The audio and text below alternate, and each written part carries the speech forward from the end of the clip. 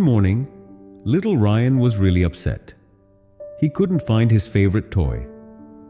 Suddenly, he pushed the door open hard, kicked off his shoes, and shouted with an angry face, "I hate everything today. No one can help me find my stuff." His grandpa, who was sitting quietly nearby on the couch, watched him without saying a word. After a while, Grandpa gave a small smile and said, "Ryan, first go to the door and say sorry. Then say sorry to your shoes too." Ryan looked confused and said, "What? Grandpa, are you serious? Saying sorry to a door? It's just a thing. And to my shoes? That sounds silly."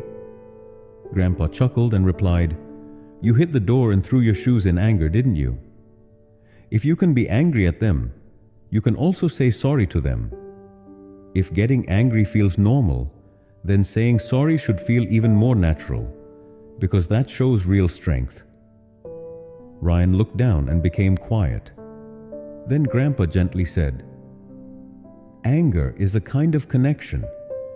When you hit the door, you made a connection with it through your anger. But have you ever thought you can make connections through love too? If your actions can hurt, then they can also bring peace and calm through kindness." Listening to Grandpa's calm words, Ryan slowly began to understand.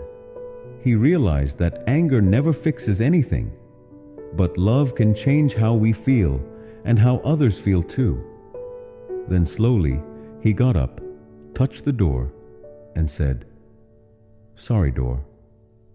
Then he looked at his shoes and said, "It wasn't right to get mad at you." Grandpa walked over and gave him a warm hug, saying, "You're really strong, Ryan, because you've learned to beat your anger and choose love instead." Then Grandpa said, "There's already so much anger, hate, and fighting in this world. But if we answer anger with love, slowly the world will begin to change. You can't put out fire with more fire. You need water. And just like that, you can't stop anger with more anger. You stop it with love and forgiveness." Ryan smiled and said, "I'll try, Grandpa. I'll try to answer with love, not anger." Grandpa nodded and said, "That's the lesson. If we want to change our lives, we should reduce our anger and grow our love. Then maybe one day, this world will become a place of peace." From today's short story, we learned a big lesson.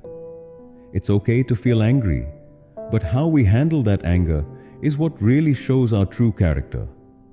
Listening to stories is good, but learning from them is even better.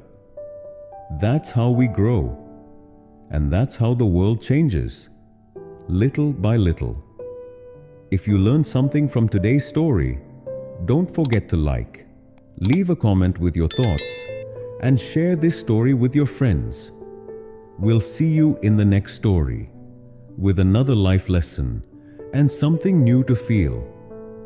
Until then, take care, stay calm, and remember, love really can change the world.